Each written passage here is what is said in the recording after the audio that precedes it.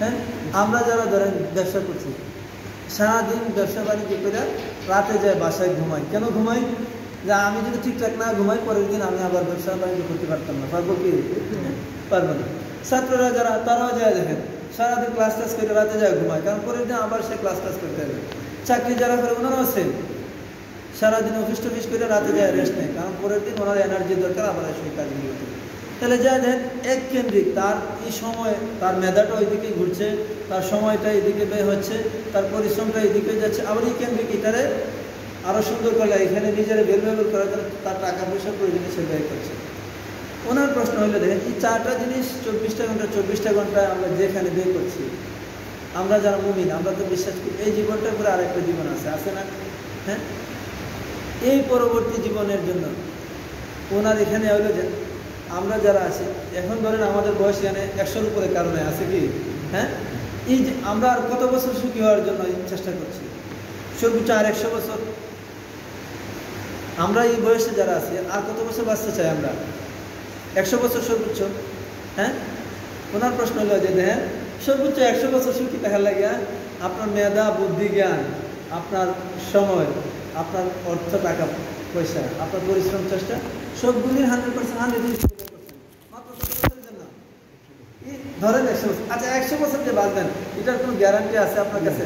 হ্যাঁ, মানে কোনো এগ্রিমেন্ট অথবা কোনো ডিড আল্লাহর সাথে হয়েছে যে পরবর্তী 100 বছরের ভিতরে আমি যাবো না? আছে কি? আনসার্টেন একটা পিরিয়ড এটা, কিন্তু এক অনিশ্চিত এই সময়টার জন্য এই 4টা জিনিসে 4টা ঘন্টাকে 100% ব্যয় করছি। আচ্ছা ধরেন আমি 100 বছর বাঁচলাম, 100 বছর বাঁচতে আপনি নিশ্চিত সুখী হবেন, এই নিশ্চয়তা আছে আপনার কাছে? আছে কি? হ্যাঁ, দেখেন নিশ্চিত সুখী হবো না এবং নিশ্চিত বাঁচবো না, এই অনিশ্চিত একটা সময়ের পিছনে দৌড়াচ্ছি।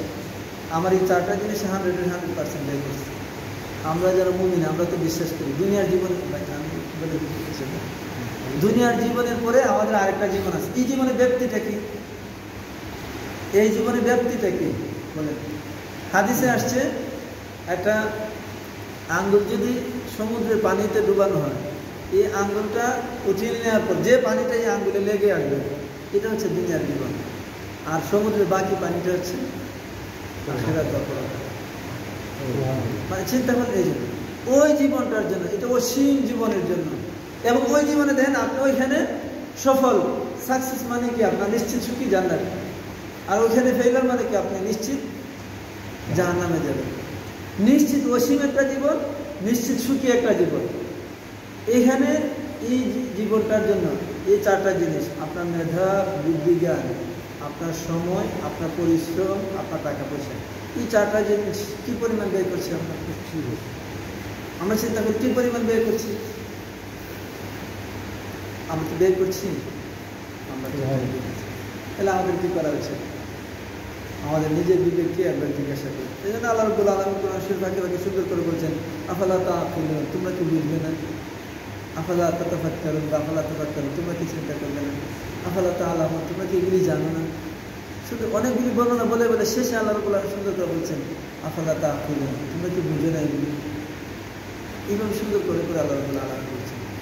শেষে আরেকটা হাদিস বলে কথা শেষ করে রাসূলুল্লাহ সাল্লাল্লাহু আলাইহি ওয়াসাল্লাম বলছেন যে প্রত্যেকটা মানুষের কিয়ামতের ময়দানে লা তাজুলু কদামা ইবনে আদম হাত্তা ইসআল আন খামসিন ইলা ইয়াউমিল কিয়ামাহ।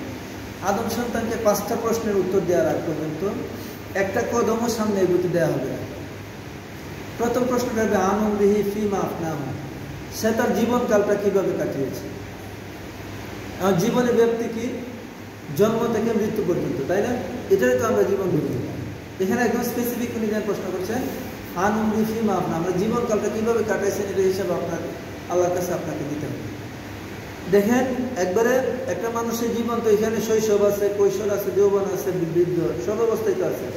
সেকেন্ড জায়গায় আমার রাসূলুল্লাহ সাল্লাল্লাহু আলাইহি ওয়াসাল্লাম বলছেন ওই মানুষটাকে আরেকটা প্রশ্ন করা হবে ওয়ান শাবাবিহি ফিমা আবলাহু, সে তার যৌবনকালটা কোন কাজে ব্যয় করছে। দেন একটা মানুষের এই লাইফের গোল্ডেন টাইমটা হচ্ছে যৌবনকাল। স্পেসিফিক আল্লাহ ওই সময়টার হিসাবও নেবেন যে তুমি তোমার যৌবনকালটা কোন কাজে কাটিয়েছো। তারপর হচ্ছে ওয়ান মালিহি মিন আইনা ইকতাসাব, সম্পদ কোথায় থেকে অর্জন করেছে, কিভাবে অর্জন করেছে, কোন পর্যায়ে অর্জন করেছে। তারপর ফিমা আনফাকা, এবং এটা আবার কোথায় ব্যয় করেছেন, কোন জায়গায় ব্যয় করেছেন, কোন পন্থায় ব্যয় করেছেন। সর্বশেষে অমাদা আমিলা ফিমা আলিমা, আপনি যে পরিমাণ জানেন, যেটুকুই জানেন, এই অনুযায়ী কতটুকু আমল করছেন। এই 5টা প্রশ্ন বলে, এই 5টা প্রশ্নের কোনো প্রশ্নের আনসারকে আমাদের দেওয়ার ক্যাপাবিলিটি আমরা অ্যাচিভ করতেছি? আমরা কোনো কিছু অ্যাচিভ করতে পারি না। আল্লাহ রাব্বুল আলামিন কিছু জায়গায় আমাদেরকে একটু সতর্কতাই বলেন বা থ্রেটই বলেন, সবগুলি বলছেন যে তুমি হয়তো এখানে ভাবছো যে এসবগুলি করে পার পেয়ে যাবে, বিষয়টা এমন না। ওই যে সূরা বাকারার শেষে আমরা পড়ি না, ওয়ালিল্লাহি মা ফিস সামাওয়াতি ওয়া মা ফিল আরদ, আল্লাহ প্রথম এই আসমান জমিনে যা আছে সব কিছু আমার। ওয়া ইন তুবদু মা ফি আনফুসিকুম আও তুখফুহু, মানুষ যা গোপন করে আর যা প্রকাশ করে, ইহাসিবুকুম বিল্লাহ, সবগুলি হিসাব নিয়ে নেবেন। কিভাবে নেবেন? সূরা মুমিন, এখানে আল্লাহ রাব্বুল আলামিন ঘোষণা দিয়ে বলবেন আল ইয়াউমা তুজজা, আজকে হচ্ছে প্রতিদানের দিবস, রেজাল্টের দিবস, ফলাফলের দিবস। কুল্লু নাফসিন বিমা কাসাবাত, মানুষ যা করেছে, যা অর্জন করেছে, সবগুলি ফলাফলের দিন। লা যুলমাল ইয়াউম, কারোর প্রতি কি করা হবে না? জুলুম করা হবে না। এই জুলুমের ব্যাখ্যাটা কি? একটা মানুষ মিনিমাম ভালো কাজ করেছে, এর জন্য তাকে পুরস্কৃত করা হবে না, এমনটা হবে না। অথবা মিনিমাম খারাপ করেছে, খারাপ কাজ করেছে, তাকে পানিশমেন্টের শাস্তির আওতায় আনা হবে না, এমনটা হবে। লা যুলমাল ইয়াউম, আল্লাহ রাব্বুল আলামিন কি করবেন? ইনসাফ করবেন। তাহলে ইনসাফটা কি? একটা মানুষ খারাপ কাজ করেছে, এর জন্য তার শাস্তি পাওয়া উচিত। একটা মানুষ ভালো কাজ করেছে, তাকে কি করা উচিত? পুরস্কার করা উচিত। যেমন ফামান ইয়ামাল মিসকালা যাররাতিন খায়রান ইয়ারা ওয়া মান ইয়ামাল মিসকালা যাররাতিন শাররান ইয়ারা। তো এই হিসাবগুলি কীভাবে নেবেন? আমরা হয়তো কীভাবে বলতে পারি যে আল্লাহ হয়তো জানবে না, কাদের যে 2 ফেরেশতা আছে কিরামান কাতিবিন আলামুনা মা তাফালুন, তারা হয়তো সব কিছু নাও জানতে পারে। ওই দিন